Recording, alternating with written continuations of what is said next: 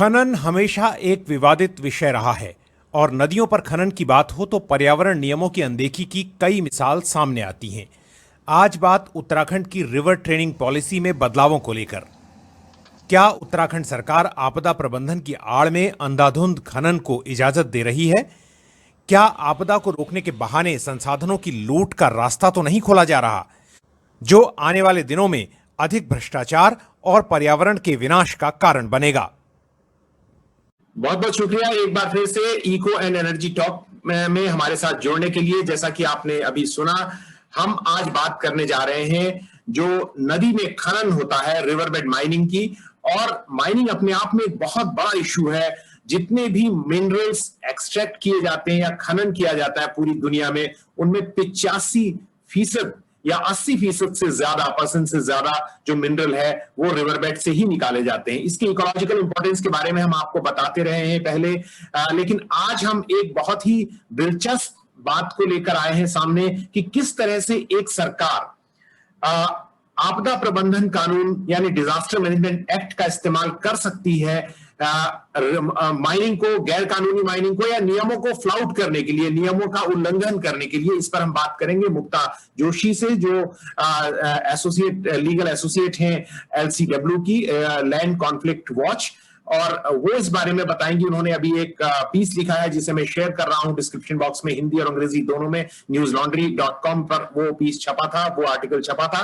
मुक्ता, सबसे पहले आप थोड़ा सा, आप काम क्या करती हैं और आप जिस संस्था के साथ जुड़ी हुई हैं एलसीडब्ल्यू, उसके बारे में बताएं, तो फिर हम आपकी इस रिपोर्ट, इस जो आपका आर्टिकल है उस पर बात करें। मैं लैंड कॉन्फ्लिक्ट वॉच करके ऑर्गेनाइजेशन के साथ काम करती हूँ।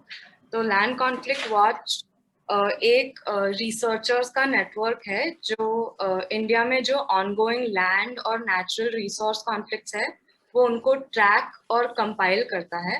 तो हमारा मेन प्रोजेक्ट जो है, so it's a database of over 800 ongoing land conflicts in India, and we analyze them over a wide variety of parameters. So this also includes legal parameters. What are the laws applicable to these conflicts? Whether these conflicts have gone to court, how courts usually treat them, and what are the legal loopholes involved in these conflicts. So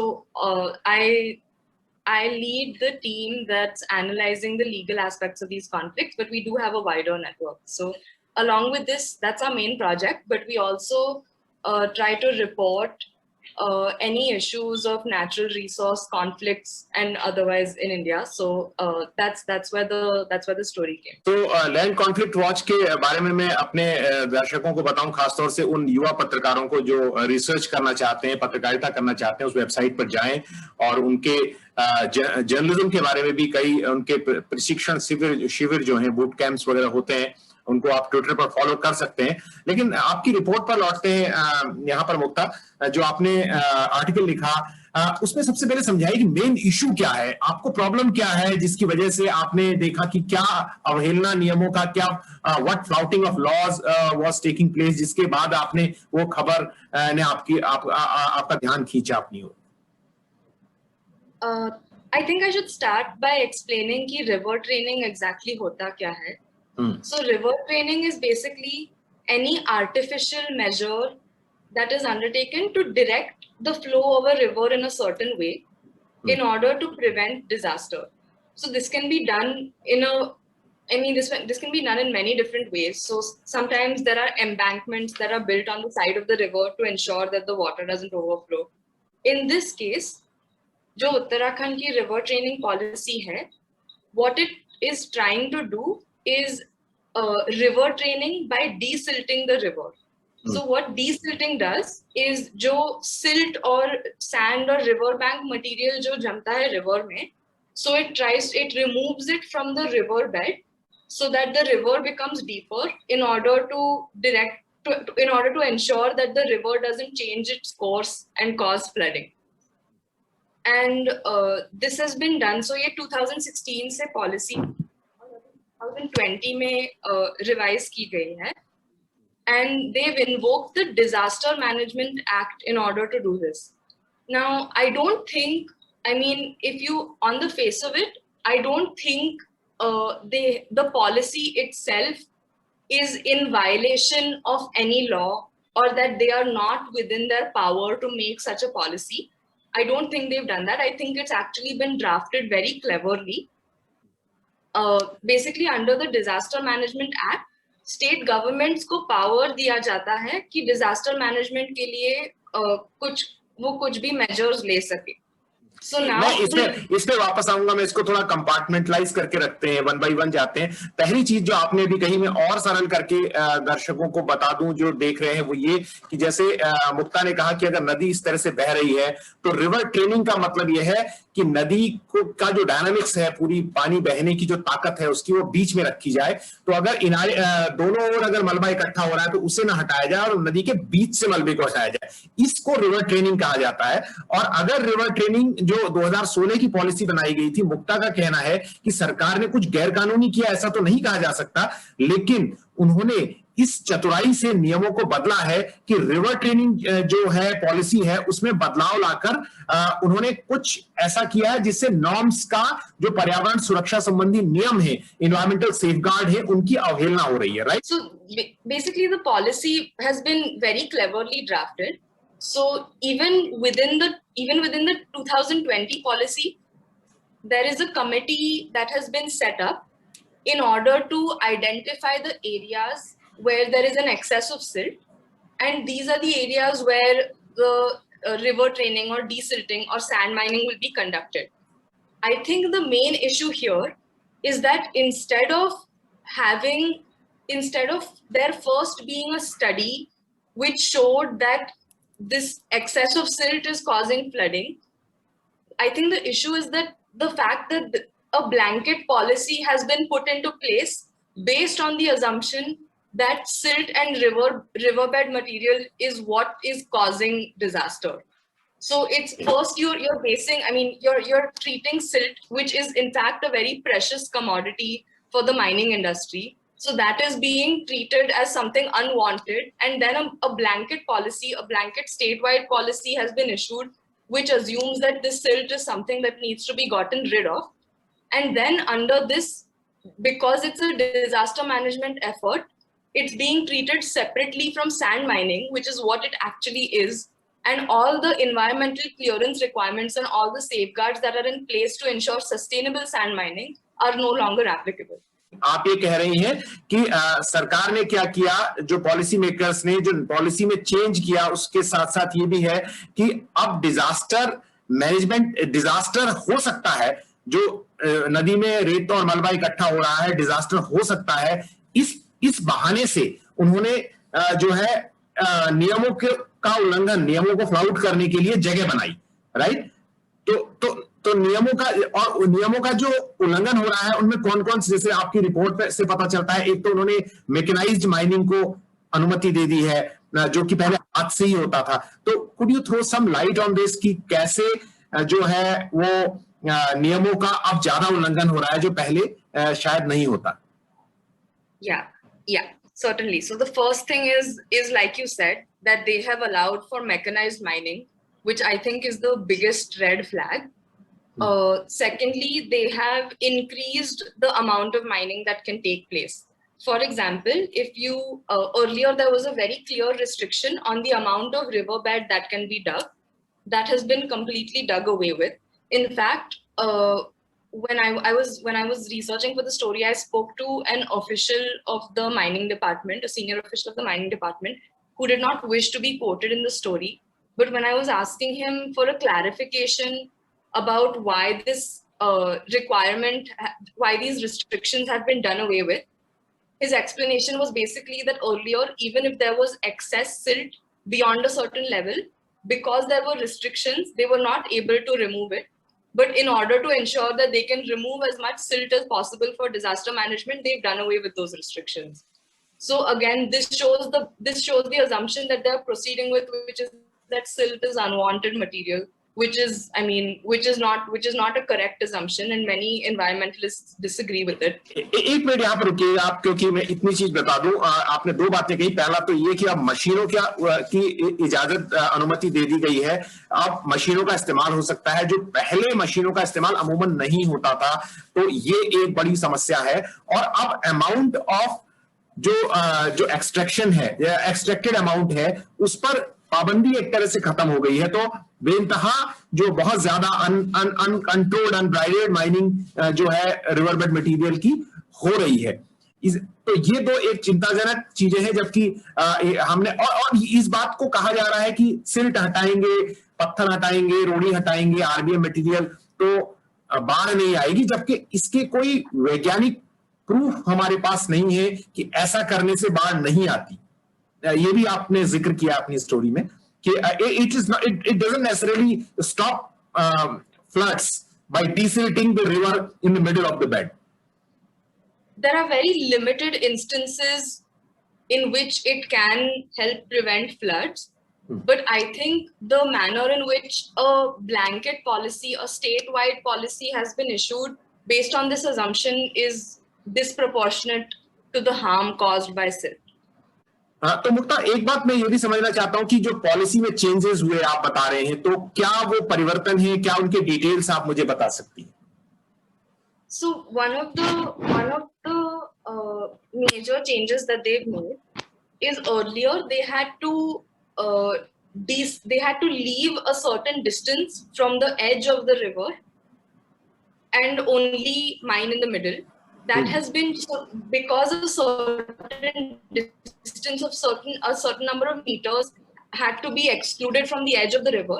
This would prevent very small rivers from being mined, because if the size of the river itself is smaller than the distance that has to be excluded, then those rivers could not be mined.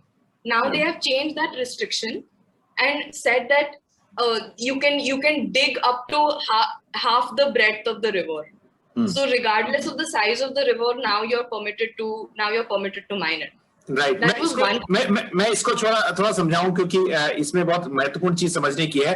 सरकार ने केदारनाथ आपदा के बाद ये कहा था, जब Kedarnath disaster हुआ है, उससे पहले से भी नियम रहे इस तरह की कि नदी के तट के आप 500 मीटर दोनों ओर खुदाई नहीं कर सकते और उसके बाद खुदाई करेंगे। अब अगर आप वो नियम हटा देंगे तो जो छोटी नदियां हैं या छोटे नाले हैं, उनमें कोई रिस्ट्रिक्शन के लिए नियम ही नहीं रह जाएगा, क्योंकि उनकी चौड़ाई तो वैसे ही बहुत कम है। राइट मुक्ता, यही कह रही हैं आप? Yes. Go on. Exactly.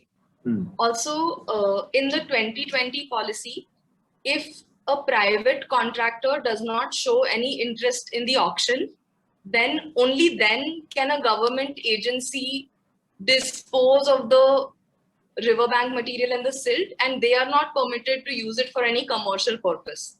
So the 2020 policy also clearly favors private contractors who are allowed to mine the river and use the material for commercial purpose, just as they would with any other sand mining. Right.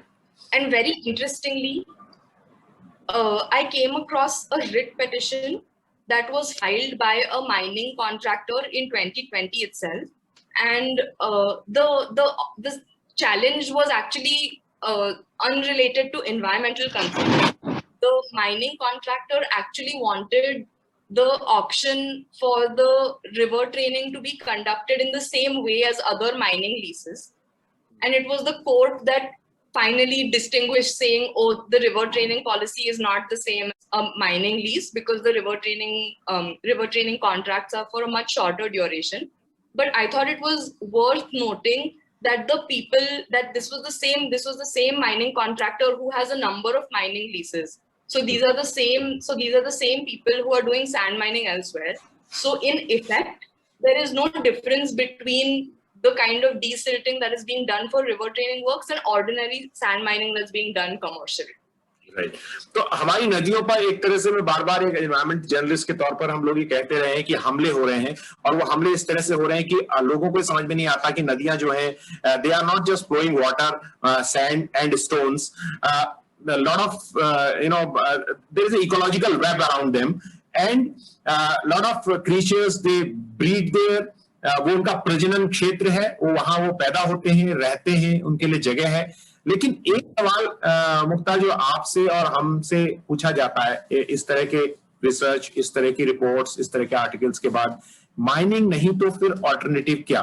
क्योंकि India is one of the fastest growing economies और हर जगह construction हो रहा है। जहां हम बात कर रहे हैं ये कंप्यूटर भी मिनरल से बना है, जो घर है वो भी बना है। तो व्हाट्स द वे आउट? आपको क्या लगता है कि रास्ता क्या है फिर? आई थिंक ये कल ट्विटर पे किसी ने ये क्वेश्चन पूछा था and I was actually really वैसे भी पूछते हैं ये लोग। हाँ, yeah, I was actually, I think their question very specifically was कि आप, I mean we say कि माइनिंग नहीं होना चाहिए, लेकिन हम उन्हीं घरों में रहते हैं जो माइन किए गए सैंड से बने हैं, और हम कहते हैं कि मिनरल एक्सट्रैक्शन नहीं होना चाहिए, लेकिन हम लाइक फोन्स का इस्तेमाल करते हैं जिसमें मिनरल्स की जरूरत होती है।